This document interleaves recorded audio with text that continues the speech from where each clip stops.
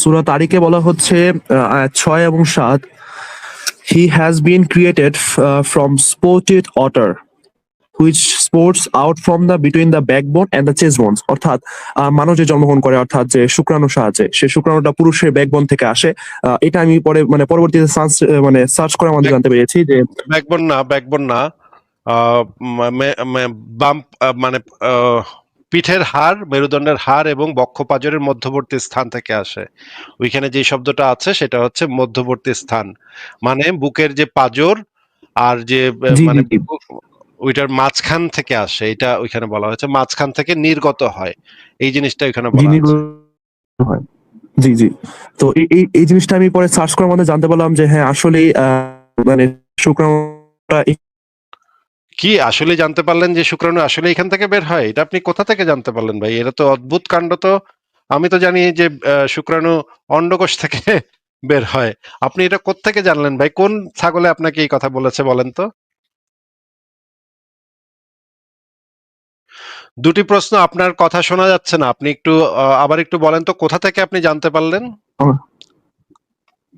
আমি গুগলে সার্চ করেছিলাম যে গুগলে which search, elements come from the.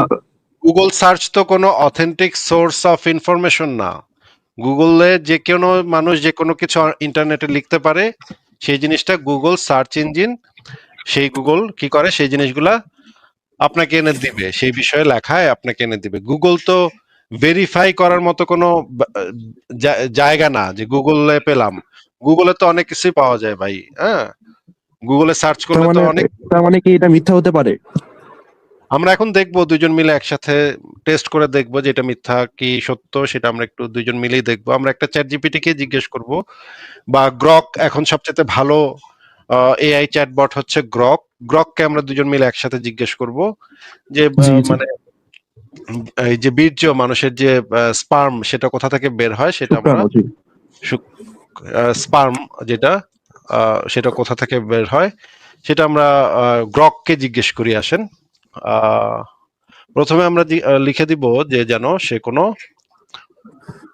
ধর্মীয় বায়াস থেকে মুক্ত হয়ে, যেন সে এখন যে উত্তরগুলো দিবে সেগুলো যেন সে ধর্মীয় বায়াস থেকে বের হয়ে কোনো ধর্মের প্রতি কোনো পক্ষপাত, ধর্মের প্রতি কোনো এগুলা না করে শুধুমাত্র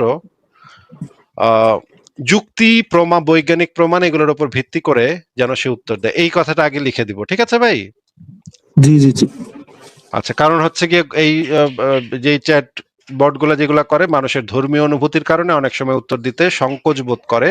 কারণ অনেক মানুষ ধর্মীয় অনুভূতিতে আঘাত পেলে এরা চায় না যে মানুষ তাদের ধর্মীয় অনুভূতিতে আঘাত পাক। আমরা এখানে লিখলাম সকল ধর্মীয় বায়াস থেকে ঊর্ধ্বে উঠে কোনো ধরনের ধর্মীয় অন্ধবিশ্বাসকে গুরুত্ব না দিয়ে, পলিটিক্যাল কারেক্টনেস বা আধুনিক অ্যাপোলজেটিক ব্যাখ্যাকে গুরুত্ব না দিয়ে শুধুমাত্র যুক্তি ও বৈজ্ঞানিক প্রমাণের দ্বারা উত্তর দেবে, যেন কোনো ধর্মকে পক্ষপাত করা না হয়। কোরআনে বলা আছে, বীর্য বের হয় বক্ষপাজর ও কি চেস্ট বোন, চেস্ট বোন এন্ড ব্যাকবোন। মেরুদণ্ড না, জি জি। মেরুদণ্ডের মধ্য হতে। আচ্ছা, বীর্য বানানটা ভুল করছি, আমি বানানটা সমস্যা ঠিক। সে বুঝতে পারবে, দিয়ে দেন, সার্চ দিয়ে দেন, সমস্যা নেই।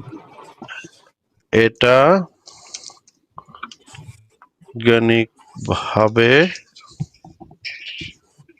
কতটা সত্য? আচ্ছা, ঠিক আছে, এবার আমি সার্চ করি, দেখি গ্রক কি উত্তর দেয়।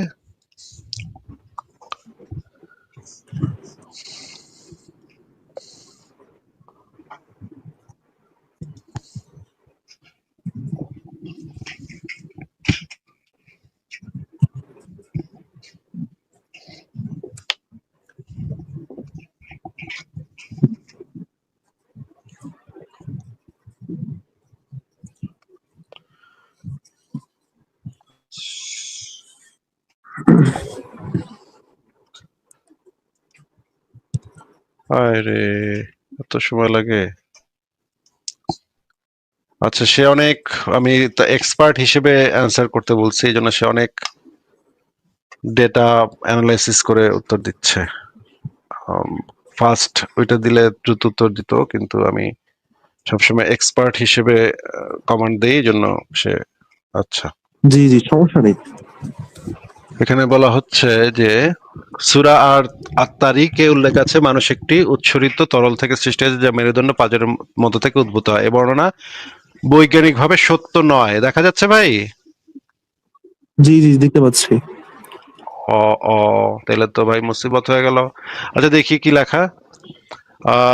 এই বর্ণনা বৈজ্ঞানিকভাবে সত্য নয়, কারণ আধুনিক শরীর বিজ্ঞান অনুসারে বীর্য, সেমেন পুরুষের টেস্টিস অন্ডকোষে উৎপন্ন হয়। আমি একটু আগে বলেছিলাম অন্ডকোষে, মানুষের অন্ডকোষে উৎপন্ন হয়, একটু আগে আমি বলেছিলাম, যেখানে স্পার্ম সেলগুলো তৈরি হয়। স্পার্ম তারপর এপিডিডাইমিসে সঞ্চিত হয় এবং বীর্যপাতের সময় প্রোস্টেট গ্ল্যান্ড ও অন্যান্য গ্রন্থি থেকে তরল যোগ হয়ে লিঙ্গের মাধ্যমে বের হয়। এই প্রক্রিয়ায় মেরুদণ্ড বা পাঁজরের কোনো সরাসরি ভূমিকা নেই।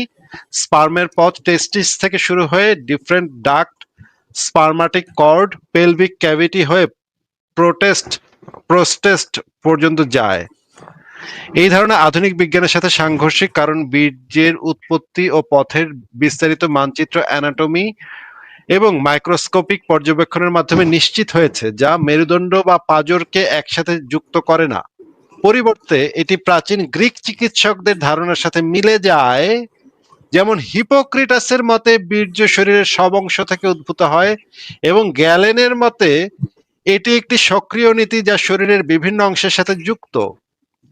কিন্তু এই প্রাচীন মডেলগুলো আধুনিক প্রমাণের আলোকে ভুল প্রমাণিত হয়েছে। মানে কোরআনের এই বর্ণনাটা প্রাচীন গ্রিক দার্শনিক হিপোক্রিটাস এবং আরেকজন গ্রিক চিকিৎসক গ্যালেনের ধারণার সাথে খানিকটা মিলে যায়, কিন্তু এই প্রাচীন মডেলগুলো আধুনিক প্রমাণের আলোকে ভুল প্রমাণিত হয়েছে।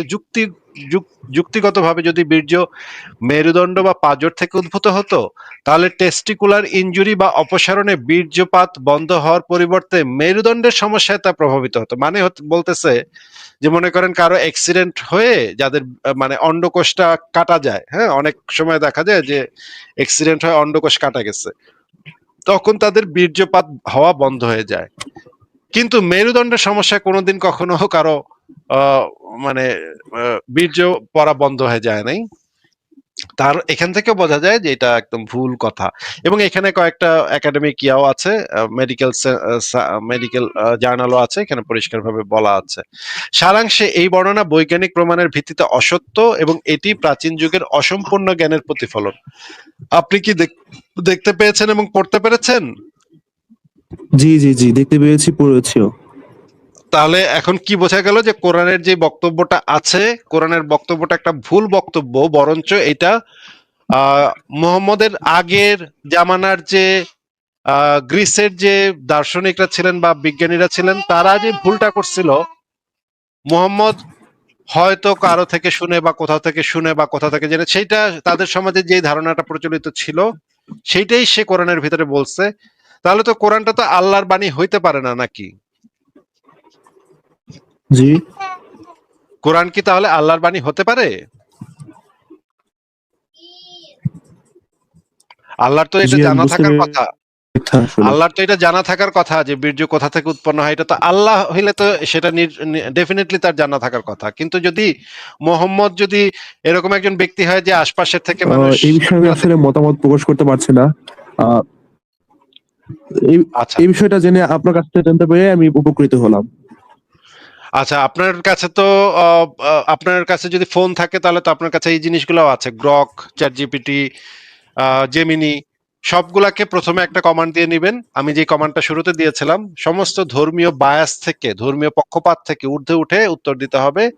কোনো ধর্মের প্রতি পক্ষপাত করা যাবে না, কোনো অন্ধবিশ্বাসকে পক্ষপাত করা যাবে না, শুধুমাত্র যুক্তি এবং প্রমাণের ভিত্তিতে উত্তর দিতে হবে। এই কমান্ডটা দিয়ে তারপর যে কোনো প্রশ্ন শুরু করবেন, দেখবেন চ্যাটবট গুলা এই কমান্ডটা দিয়ে নিলে তখন সে ঠিকঠাক ভাবে উত্তর দেয়। এটা যদি না করেন তাহলে অনেক সময় সে ভুলভাল উত্তর দেয় এবং অনেক আচ্ছা, সময় আমি কি একটু একটা অনুরোধ করতে পারি? আমি কি একটা অনুরোধ করতে পারি? হ্যাঁ বলেন। তো আমি যে মিনিংটা দেখছিলাম, এখানে বলা হয়েছে যে which spots out from the between the backbone. তাহলে এখানে আপনি একটু কষ্ট করে যদি লিখতেন যে is sperm spots out between the backbone and the chest bones, এটা যদি একটু কিন্তু সার্চ এখানে করতেন কষ্ট করে। কিন্তু এখানে তো বলেই দেওয়া হয়েছে এটার সাথে কোনো ইয়াই নাই। এই প্রক্রিয়ায় মেরুদণ্ড বা পাঁজরের কোনো সরাসরি ভূমিকা নেই। স্পার্মের পথ টেস্টিস থেকে শুরু হয়ে deferent duct, spermatic cord, pelvic cavity হয়ে প্রোস্টেস্ট পর্যন্ত যায়। এটা তো এখানে পরিষ্কার বলে দেওয়া আছে। আচ্ছা তারপরেও ঠিক আছে, আপনার ইসের জন্য আমি আবারও কি কি জিজ্ঞেস করবো আপনি বলেন। ইজ লেখেন ইজ। বাংলায় বলেন, বাংলায় বলেন। আমি তো আসলে এটা ইংলিশ কোরআনে বসেছি, এখন বাংলায় আচ্ছা স্পটস আউট আসলে মিনিংটা আমি জানি না। স্পটস আউট মানে কি আপনি বলতে পারবেন একটু কষ্ট করে? স্পটস আউট, আচ্ছা বাংলাতে আমি লিখতেছি, আপনি বাংলাতে পুরোটা বলেন কি। Is sperm spots out between the backbone and the chest bones?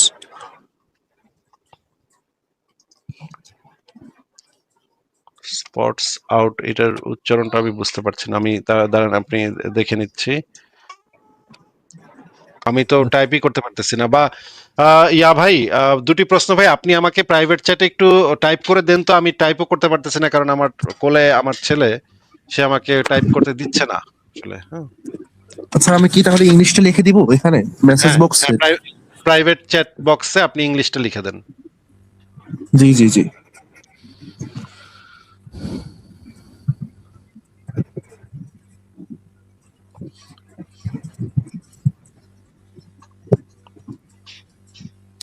কি হচ্ছে বাবা, কি হচ্ছে?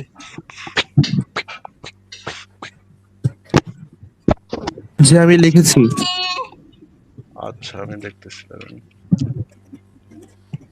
আচ্ছা ঠিক আছে, আমি এটা কপি করে এটা আমি ইজ হবে না, ডাজ হবে, ডাজ স্পার্ম স্কোয়াড আচ্ছা আউট। গ্রক বুঝে নিবে না, অসুবিধা নেই। ক্লাস 8 এ পড়ে ছেলে।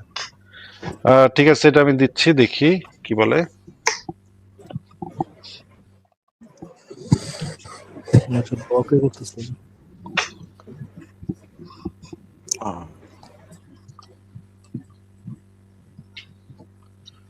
আচ্ছা কি লেখা আছে একটু পড়ে শোনান ভাই।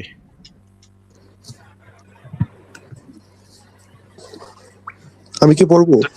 হ্যাঁ হ্যাঁ আপনি পড়ুন। আচ্ছা, no sperm does not spot out from between the backbone and the chest bone and the ribs. Modern anatomy and psychology confirm that sperm cells are produced.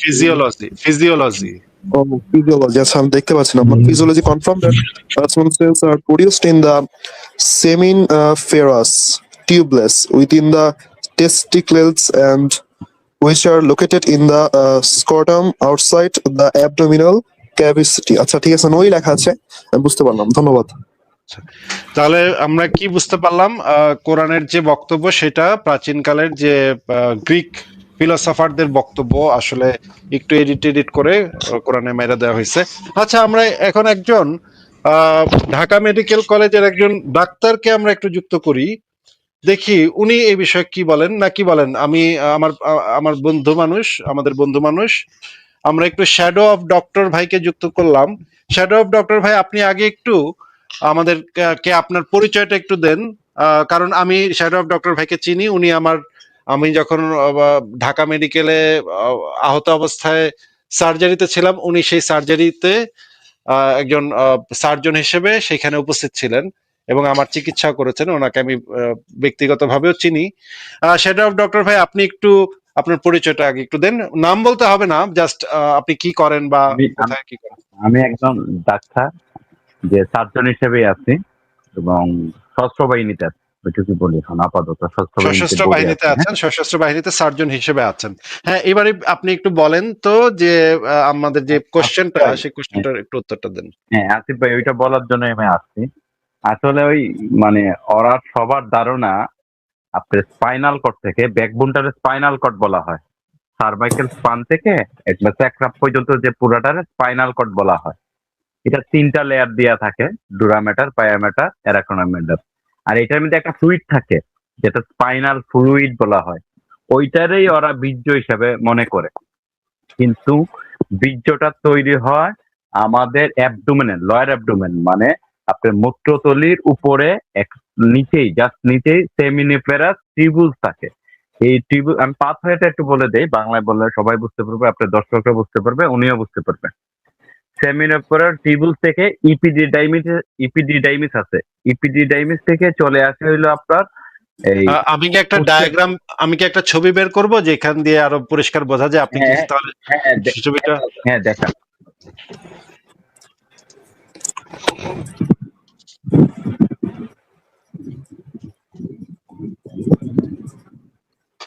আচ্ছা, আমি একটু ছবিটা বের করি, তারপর আমরা দেখব যে এখানে কোন জায়গাটাতে থেকে বের হচ্ছে সেই জিনিসটা আমরা একদম সরাসরি ইসের থেকে দেখব।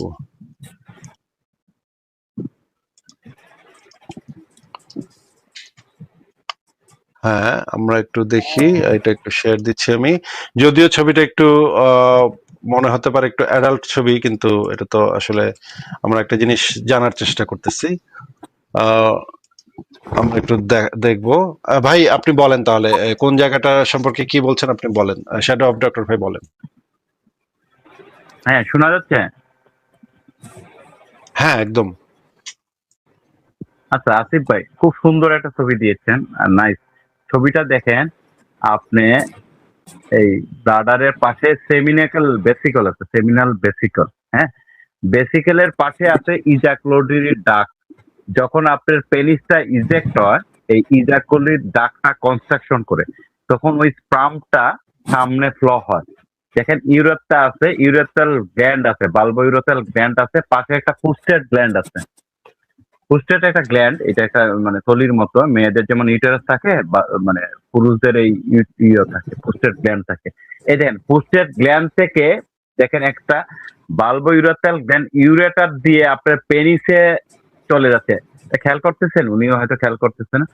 পেনিসে গিয়ে, পেনিসের কিন্তু 3টা লেয়ার থাকে, এই যে দেখা যাচ্ছে পেনিসটা, এই পুরো পেনিসটার 3টা লেয়ার থাকে, ভ্যাজাইনালিস, এলবোনিস আর ইয়োটা। আচ্ছা, নিচে দেখেন আবার ওইটার একটু স্কুটাল স্যাক, নিচে যখন ওই পেনিস থেকে চলে গেল, স্কুটাল স্যাকের মধ্যে আমাদের টেস্টিস থাকে, যে এই টেস্টিসটার কাজ হইলো বীর্যটা উৎপন্ন করা। এই টেস্টিসের কাজে হইলো বীর্যটা উৎপন্ন করা, উৎপন্ন করে ওই পাথওয়ে আবার সেই গ্ল্যান্ডের মাধ্যমে রিপ্লেস করা। দেখেন আপনি যে পিকচারটা দেখাইছেন, এই পিকচারটা একটা ইন্টারনাল পিকচার, আর যেটা বাইরে ছিল ওই যে ব্যাকবোন যেটা বলা হয়েছে স্পাইনাল কর্ড, এটা কিন্তু এক্সটার্নাল, পিছনে। এটার সাথে এটার কোনো সম্পর্কই নাই। ওরা যদি স্পাইনাল ফ্লুইডটারে যদি বীর্য হিসাবে বলে, আর এই মানে বীর্যটা যদি এই গ্ল্যান্ডে, আপনি পোস্টের গ্ল্যান্ডে না আসলে কখনোই বীর্য স্পার্ম তৈরি হবে না। এখন স্পাইনাল কর্ড থেকে আমাদের শুধুমাত্র নার্ভ গুলো আছে, কোনোদিন কোনো ভেসেল আছে না, কোনো কিছু আছে না যেটার সাথে এটা সংযোগ হওয়ার কোনো স্কোপেই নাই। স্ট্রাকচারালি, অ্যানাটমিক্যালি কোনো স্কোপ নাই, মানে কোনো মতেই পোস্টের গ্ল্যান্ডের সাথে স্পাইনাল কর্ডের সংযোগ হওয়ার কোনো নার্ভ নাই, ভেসেল নাই, আটারি নাই, বেইন নাই। তাহলে ব্যাকবোন থেকে কিভাবে এই আপনার এই সেমিনিফেরাস টিউবুলে পাম্পটা আসে? আসিফ ভাই, আচ্ছা, দুটি প্রশ্ন ভাই, আপনি কি মোটামুটি ক্লিয়ার হয়েছে নাকি আপনার আরো কোনো কনফিউশন আছে?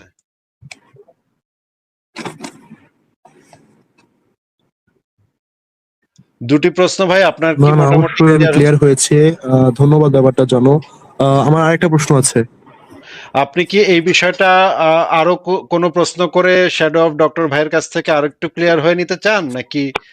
শ্যাডো অফ না না, ডক্টর আমি ভাই, ক্লিয়ার হয়েছে, আমি ক্লিয়ার হয়েছি। আমার একটা প্রশ্ন আছে। শ্যাডো অফ ডক্টর ভাই, বলেন। প্রাচীন গ্রিসের যে দার্শনিকরা ছিলেন বা গ্যালেন বা ওনারা যারা ছিলেন, তাদের ধারণাটা কি ছিল এই বিষয়ে? মানে গ্যালিলিওর গ্যালেন প্রাচীন যে গ্রিসের যে মানে চিকিৎসা বিজ্ঞানের যে জনক গ্যালেন, ওনার কি ধারণা ছিল এই যে স্পার্মটা কোথা থেকে বের হয়? ওরা তো মানে ওরা ওদের যে প্রাচীন বইয়ের যেটা ছিল, ওরা তো ফার্স্টেই বলছিল ব্যাকবোন থেকে আসে, মেরুদণ্ড থেকে আসে। মানে প্রাচীন একটা ধারণা ছিল যে মেরুদণ্ডের কাছাকাছি জায়গা থেকে এই স্পার্মটা আসে, হ্যাঁ হ্যাঁ এটা এবং একটা প্রাচীন সবার ধারণা। এই ধারণা থেকেই কিন্তু আপনার ইসলামের এই জিনিসটা আসছে আসিফ ভাই। আচ্ছা, কিন্তু এটা এই তো ধারণা একেবারেই সত্য না, এটা তো একেবারেই ভুল। আপনি তো পিকচার দিয়ে দেখাই দিলেন দুইটা সেপারেট রুমে যদি আপনার মানে সংযোগ বা ব্রিজ না থাকে তাহলে কিভাবে আসবে বলেন? দুটোই আলাদা, ব্যাকবোন আলাদা, আর আপনি যে স্ট্রাকচারটা দেখেছেন আলাদা। আচ্ছা শ্যাডো অফ ডক্টর ভাই, আমি একটা জিনিস যেটা জানি যে ভ্যাসিকটমি করে ছেলেদের, সম্ভবত ভ্যাসিকটমি বলা এটাকে, যে ওই যে যেই পাতটা, সেই পাতটাতে একটা জায়গাতে কাইটা দেয় যেন ওইটা এই পর্যন্ত আসতে না পারে। এইটা দিয়ে তো যদি করে তাহলে তার স্পার্ম বের হয় না নাকি, কি হয় তাহলে? লামটা বের হয় না, ব্লক হয়ে যায়। ওই আপনার সেমিনার টিউবসটারে কেটে এখানে আমরা সেলাই করে দিই, স্টিচ অফ করে দিই। তাতে কি হয়, আপনি একটা টিউব দেখেন, লম্বা টিউবের যদি মাঝখানে বাঁকা করে এই বেঁধে দেন তাহলে কি পানিটা দুই দিক থেকে যাবে কোথাও? ঠিক সেই রকম। আচ্ছা, তাহলে তো আমরা বুঝতে পারি যে ওই পাতটা দিয়েই আসলে অন্ডকোষ থেকে এটা তৈরি হয় এবং ওই পাতটা দিয়ে এই জায়গাতে আসে। আমাদের যদি মেরুদণ্ডে কখনো ব্যথা হয় তাহলে কি আমার স্পার্ম বের হওয়া বন্ধ হয়ে যাওয়ার কোনো সম্ভাবনা আছে?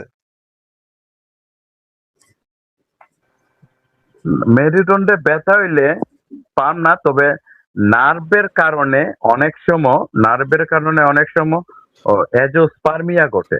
নার্ভ দুর্বল হইলে লয়ার নার্ভ গুলা, মানে আপনার স্যাক্রামের নিচে, আপনার যেটার মধ্যে বসি, এটারে স্যাক্রাম অংশ বলে, এখানে কিছু নার্ভ থাকে, তো নার্ভ গুলা তো সংযোগ থাকে, নাইলে তো সেক্সুয়াল ফিলিংস পাইতো না। বুঝছেন? এগুলার কারণে পেইন হইলে মানে মানে আপনি বন্ধ হওয়ার কোনো পথ নাই, কিন্তু তার দুর্বলতা আসতে পারে। আচ্ছা, অনেক ধন্যবাদ শ্যাডো অফ ডক্টর ভাই। দুটি প্রশ্ন ভাই, আপনার কি কোনো প্রশ্ন আছে?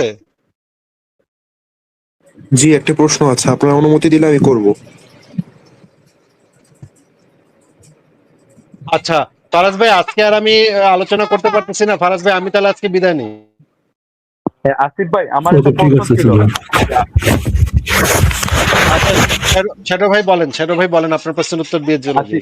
আসিফ ভাই, আপনাদের ওই ছোটদের জন্য মানবতা বইটা বলছিলেন বাংলাদেশের জন্য ফ্রি, ওই গুগল প্লেতে পাবে, এটা কিন্তু পাওয়া যাচ্ছে না, কিংবা আমি কোথাও পাচ্ছি না। এটা আমি আসলে কয়েকটা স্কুলে দিব প্ল্যান করতেছি, এটা পাচ্ছি না। এটা একটু আপনি দেখুন আমাকে তো। একটা মেল করে, আপনার মেল অ্যাড্রেস আছে আমার কাছে, আমি আপনাকে মেল করবো না কালকে। ওকে, থ্যাংক ইউ। ঠিক আছে শ্যাডো ভাই, ভালো থাকেন, আপনাকে বিদায় জানাই। ফারাজ ভাই, আমি তাহলে বিদায় নেই।